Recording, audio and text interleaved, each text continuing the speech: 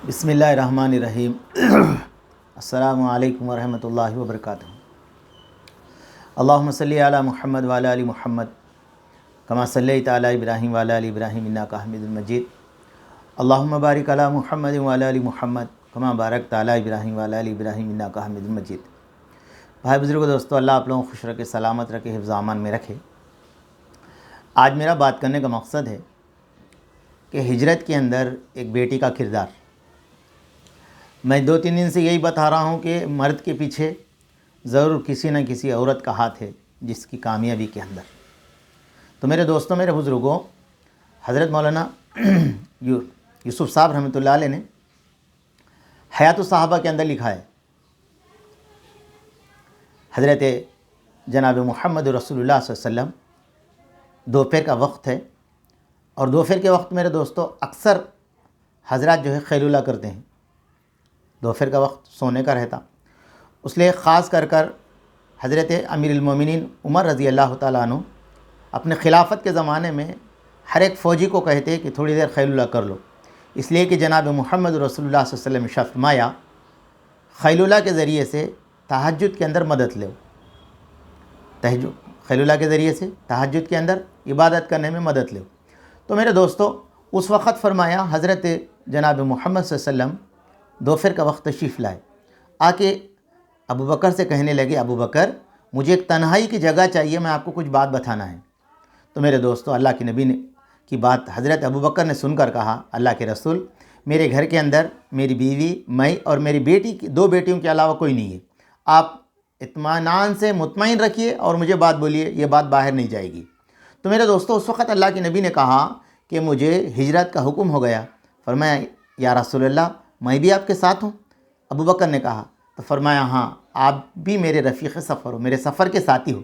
تو میرے دوستوں، میرے بزرگوں، حضرت اسماء رضی اللہ تعالیٰ عنہ کو ابو بکر رضی اللہ عنہ نے فرمایا سفر کی سامان تیار کر دو، سفر کا سامان تیار کر دو۔ تو میرے دوستوں، ان کے پاس جو کپڑا تھا، جو دوپٹہ تھا، اس کے 2 ٹکڑے کیے، دوپٹے کے 2 ٹکڑے کیے، اس کے اندر سامان بانا، اپنے باپ کو دے دیے۔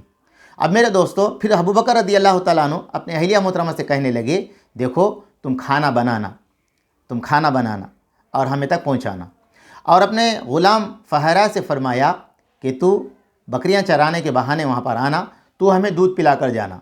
اپنے بیٹے عبد الرحمن سے کہا کہ دن بھر عرب کے اندر گھومنا، مکے کے اندر، اور کیا حالات ہے، کیا خبر ہے قریش کی، مجھے بتانا۔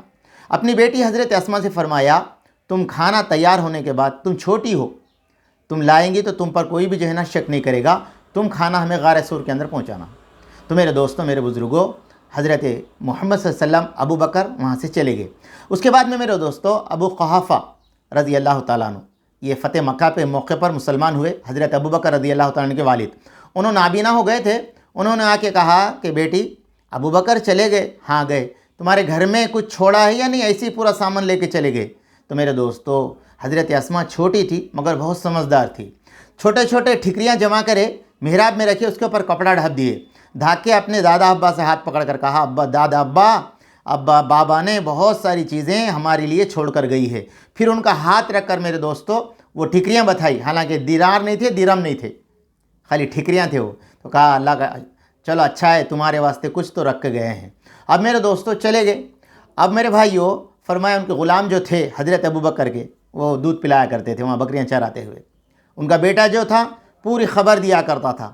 ایک حضرت اسماء رضی اللہ تعالیٰ عنہ ڈیلی کھانا لے کے جا کے دینا۔ ایک مرتبہ جب دوسرے دن آئی، رنجیدہ تھی، اداس تھی، غمزدہ تھی۔ اللہ کے نبی نے پوچھا، اے اسماء کیا بات ہے، آج تم اداس ہو؟ کہا، اللہ کے نبی، میں آپ کو کھانا دے کر واپس جا رہی تھی، بیچ میں ابو جہل مجھے مل گیا، اور اس نے کہا کہ ابو بکر کی بیٹی بتا، محمد کہاں ہے، تیرا باپ کہاں ہے؟ تو میں حضرت اسماء نے کہا، مجھے معلوم ہے مگر میں تجھے نہیں بتاؤں گی۔ تو میرے دوستو، اس کے بعد میں اس نے بال کھینچ کر جو ہے نا بہت تکلیف دی۔ پھر اس کے بعد میں مجھے اٹھا کر منہ پہ مار دیا، اور میرا سر جو ہے نا زمین کو ٹکرایا، جس سے سر سے خون بہنے لگا۔ پھر اس نے کہا، اسماء نے کہا کہ ابو جہل تو مجھے مار دے مگر میں محمد صلی اللہ علیہ وسلم کی تجھے خبر نہیں دوں گی۔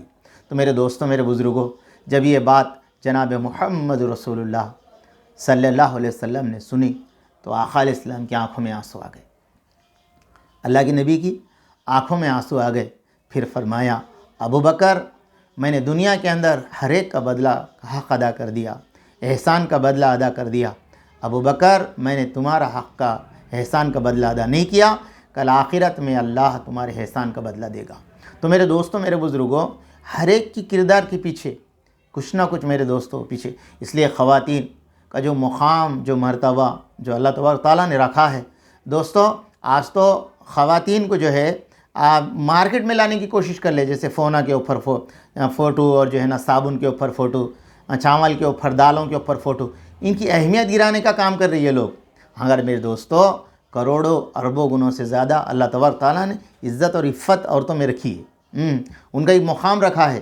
اس لیے میرے دوستوں اللہ کرے کہ یہ سب واقعات جو ہمارے اللہ والے کہہ رہے ہیں، اس کی وجہ یہ ہے کہ گھروں کے اندر تعلیم کیا جائے، تھوڑی دیر کیوں نہ ہو، ایک دو حدیثیں پڑھے۔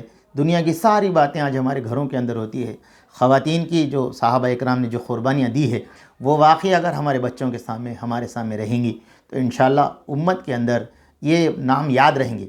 اس لیے ہمارے بڑے حضرات کہتے ہیں، حضرت مولانا یوسف صاحب رحمۃ اللہ علیہ کا بہت بڑا احسان ہے، اس لیے کہ انہوں نے ساری کتابیں حیات صحابہ کے پورے واقعات کو 3 کتابوں کے اندر جمع کیا۔ حالانکہ دوستو ہمارے بڑی کتابیں لکھی نہیں بول کے نہیں، مگر حضرت نے صحابہ اکرام کے حیات الصحابہ کے نام سے ایک کتاب کو جمع کیا 3 جلدوں میں۔